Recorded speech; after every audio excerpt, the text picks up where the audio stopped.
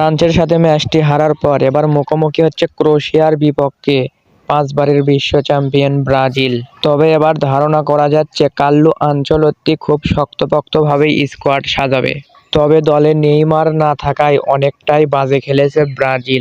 ডিফেন্ডিংও করতে পারেনি, ফরওয়ার্ডও খেলতে পারেনি। দলে যদি নেইমার থাকতো তাহলে ব্রাজিল অবশ্যই ভালো খেলতো।